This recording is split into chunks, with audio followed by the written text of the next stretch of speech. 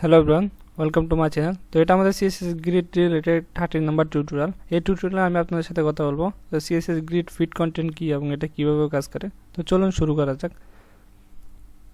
তো লাস্ট ভিডিওতে আমি আপনাদের সাথে কথা বলছিলাম অটো ফিট অটো ফিল এই দুটো ভ্যালু কিভাবে কাজ করে।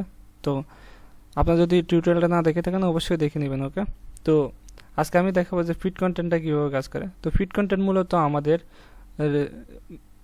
যে CSS আমাদের যে একটা প্রপার্টি আছে ম্যাক্স উইথ। ওকে, এটা ম্যাক্স উইথের মতো এটা কাজ করে। তো এখানে দেখেন আমি যে লেয়ারটা নিলাম এটা হচ্ছে আমি লাস্ট ভিডিওতে যে আপনাদের সাথে যে অটোফিল অটোফিট নিয়ে কথা বলছিলাম সেম লেয়ারটা নিয়ে কিন্তু আমি এখন আজকের এই টিউটোরিয়ালে কাজ করব। এখানে দেখেন আমাদের 1 2 3 4 এখানে 4টা গ্রিড আইটেম আছে। ওকে, তো আমি জাস্ট এটাকে এখান থেকে আমাদের যে গ্রিড টেমপ্লেট যে কলম আছে কলম থেকে আমি এটাকে রিমুভ করে দিচ্ছি। ওকে, রিমুভ করে এখানে আমি দিয়ে দিব ফিট কন্টেন্ট। ওকে,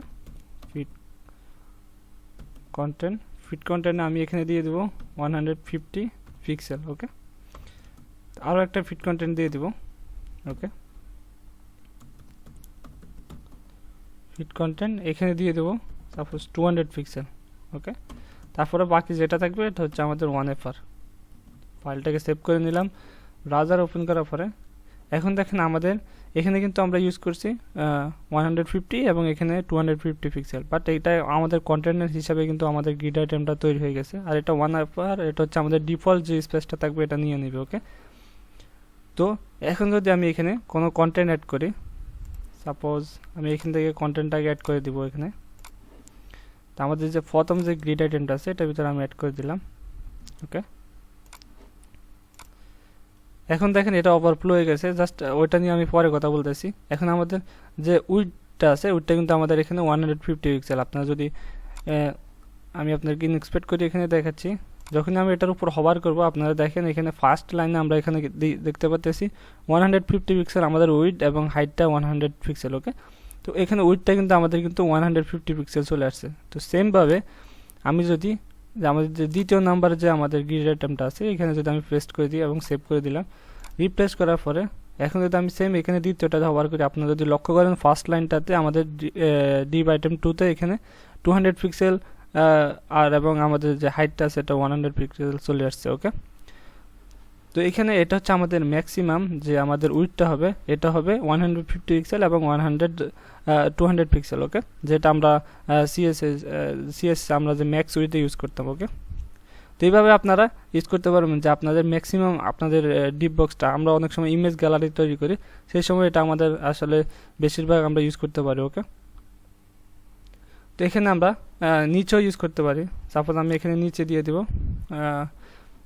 এখানে আমরা রিপিটে এখানে আমি 100 পিক্সেল রিমুভ করে দিচ্ছি, কারণ আমাদের দেখেন আমি হভার করার পর আপনাদেরকে বলছি যে হাইটটা 100 পিক্সেল, এটা আমরা এখানে হাইটটা দিয়ে দিয়েছিলাম 100 পিক্সেল দিয়ে দিলাম। ওকে, যার কারণে এটা ডিফল্ট আমাদের 100 পিক্সেল নিয়ে নিয়েছিল। তো আমি এটাকে রিমুভ করে দিচ্ছি এবং রিমুভ করে এখানে দিয়ে দেব মেইন ম্যাক্স। ওকে, মেইন ম্যাক্স আমি মেইন ম্যাক্স নিয়ে আগে অলরেডি কথা বলছিলাম, আপনারা পিছলা টিউটোরিয়াল দেখে নেবেন। ওকে, তো এখানে মেন ম্যাক্সে আমি এখানে দিয়ে দেবো সাপোজ এখানে ম্যাক্সিমাম এটা হবে আমাদের মিনিমাম এটা হবে আমাদের 200 পিক্সেল। ওকে, তারপরে এবং এটা ম্যাক্সিমাম হয়ে যাবে 500 পিক্সেল। এটাকে সেভ করে দিলাম এবং এটাকে রিপ্লেস করে দিলাম। তো আপনারা এখন দেখেন এটা কিন্তু আমাদের অটোমেটিকলি কিন্তু আমাদের নিচে স্পেসটা নিয়ে নিচ্ছে, কারণ এটা হচ্ছে আমাদের ম্যাক্সিমাম। ওকে, আমি যদি এখানে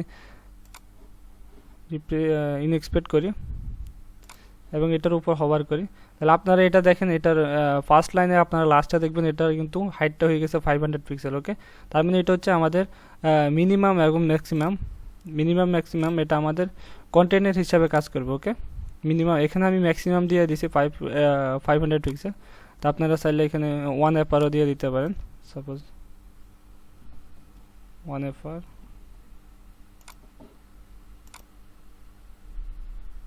ওকে, তাহলে এটা কিন্তু আমাদের কন্টেন্টের হিসাবে এটা কাজ করবে, মানে আমাদের কন্টেন্টটা যতটুকু পর্যন্ত গেছে ওই হিসাবে আমাদের বক্সটা কাজ করবে। ওকে, তো এভাবে মূলত CSS গ্রিড ফিট কন্টেন্টটা কাজ করে। তো আজকের ভিডিওটা এই পর্যন্তই। যদি আমার ভিডিওটা ভালো লাগে অবশ্যই লাইক দিবেন, কমেন্ট করবেন এবং আমার চ্যানেলটাকে সাবস্ক্রাইব করে রাখবেন।